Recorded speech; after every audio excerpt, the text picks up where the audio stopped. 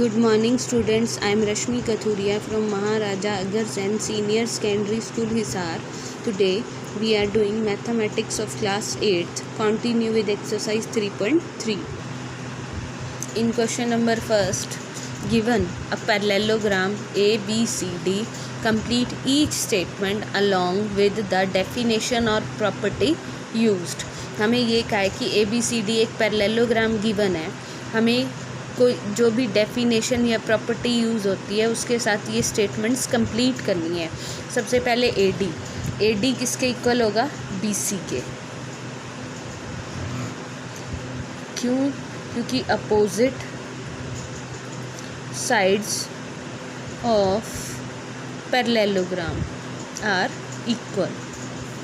फिर है angle DCB, ये एंगल जो है ये एंगल हो जाएगा DAB के इक्वल, एंगल DAB के इक्वल, क्योंकि अपोजिट एंगल्स ऑफ पैरेललोग्राम है और अपोजिट एंगल्स ऑफ पैरेललोग्राम क्या होते हैं? आर इक्वल होते हैं। फिर है OC जो है वो किसके इक्वल हो जाएगा? OA के। क्यों? क्योंकि डायगोनल्स बाइसेक्ट मतलब टू इक्वल पार्ट्स में डिवाइड होते हैं। नेक्स्ट है measure of angle DAB, measure of angle CDA, ये दोनों एंगल्स का सम क्या हो जाएगा? 180 डिग्री के इक्वल, क्योंकि ये क्या है? को इंटीरियर एंगल्स।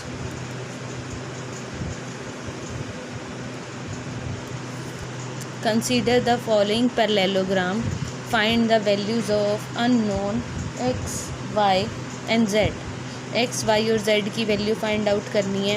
हमें गिवन क्या है? ये पैरेललोग्राम है, तो हमारे पास x + 180 डिग्री के इक्वल हो जाएगा। क्यों होगा? क्योंकि ये इंटीरियर एंगल्स हैं। इंटीरियर एंगल्स कैसे? क्योंकि इसमें क्या है, जो AB है वो CD के पैरेलल है। तो x की वैल्यू क्या आ जाएगी? 180 - 100, x हो गया हमारे पास 80 डिग्री का। अब x की वैल्यू 80 डिग्री हो गई, तो x और z दोनों इक्वल हो जाएंगे 80 डिग्री के, क्योंकि opposite angles of parallelogram are equal.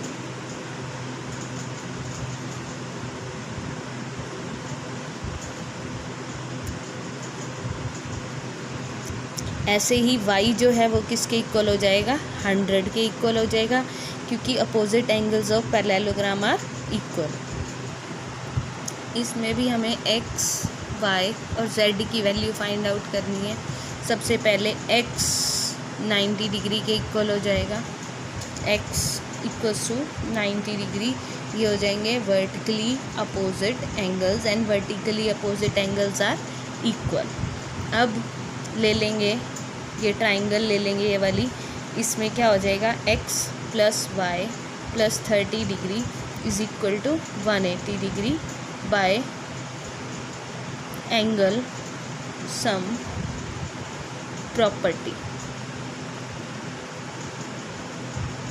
x हमारे पास है 90 डिग्री का, y की वैल्यू हमें फाइंड आउट करनी है, +30 = 180, y + 90 + 30 120 = 180 डिग्री। तो y की वैल्यू क्या हो जाएगी? 180 - 120, y की वैल्यू हो गई हमारे पास 60 degree.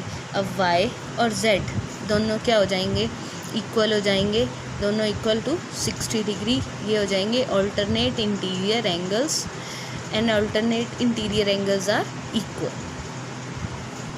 In question number 3, can a quadrilateral ABCD be a parallelogram? क्या क्वाड्रिलेटरल ABCD पैरेललोग्राम हो सकती है अगर एंगल D और B दोनों का सम 180 हो? अगर एंगल B और D का सम 180 हो तो ज़रूरी नहीं है, हो भी सकती है, कोई ज़रूरी नहीं है, क्योंकि अगर मान लो इन दोनों का सम 180 ना हो, ये एंगल अलग हो जाए, इन दोनों का सम 180, जैसे ये 100 है और ये 80 है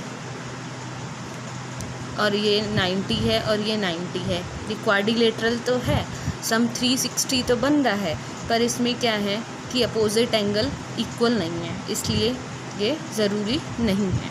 next B part, second part में क्या है कि ए बी और डी सी ये 8 सेंटीमीटर, ये भी 8 सेंटीमीटर। फिर ए डी गिवन है हमें 4 सेंटीमीटर और बी सी हमें गिवन है 4.4 centimetre. It is not a parallelogram, ये पैरेललोग्राम नहीं है। क्यों नहीं है?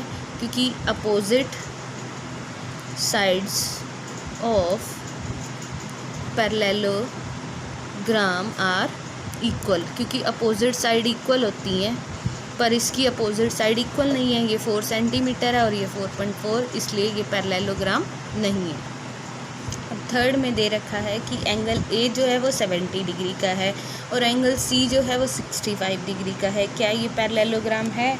No, it is not a parallelogram, ये पैरेललोग्राम नहीं है। Because opposite angles of parallelogram are equal, क्योंकि पैरेललोग्राम के अपोजिट एंगल इक्वल होते हैं, पर ये 70 डिग्री का है और ये 65 का है, तो ये दोनों इक्वल नहीं है। Therefore it is not a parallelogram. In question number 5, the measures of 2 adjacent angles of parallelogram are in the ratio 3:2।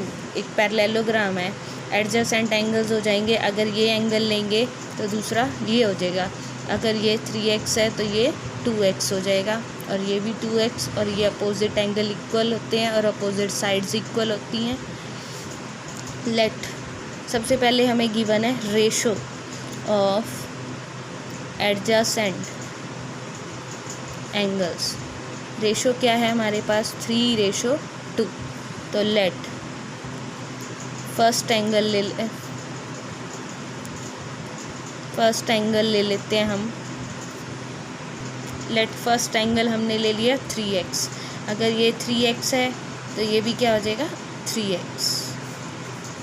और सेकंड एंगल ले लेते हैं, एडजेसेंट का जो सेकंड एंगल है उसको ले लेते हैं 2x, क्योंकि अपोजिट एंगल इक्वल होते हैं। ये 2x है तो ये भी क्या हो जाएगा? 2x। और sum of angles is equal to 360 degree. एंगल कौन कौन से लेंगे? 3x plus 2x plus 3x plus 2x is equal to 360 degree. Plus कर देंगे इन सबको, ये आ जाएगा 10x is equal to 360 degree. तो x की वैल्यू क्या हो जाएगी? 360/10, 0 कैंसिल विद 0, तो x आ गया हमारे पास 36 डिग्री। देयरफॉर फर्स्ट एंगल क्या आ जाएगा हमारे पास? 3 × 36, 108 डिग्री का। और सेकंड क्या हो जाएगा? 2 × 36, 72 degree. Therefore angles of parallelogram क्या हो जाएंगे हमारे पास? 108 डिग्री, 108 डिग्री, 72 डिग्री और 72 degree. 2 adjacent angles of a parallelogram have equal measure. Find the measure of each angle of parallelogram. Adjacent angle जैसे ये और ये का है कि दोनों का मेज़र इक्वल है। अगर ये x है तो ये भी x हो जाएगा। और पैरेललोग्राम में क्या होता है कि अपोजिट एंगल्स जो होते हैं वो इक्वल होते हैं, तो ये x है तो ये भी x, ये x है तो ये भी x हो जाएगा। Late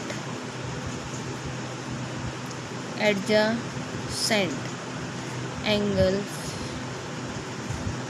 of a parallelogram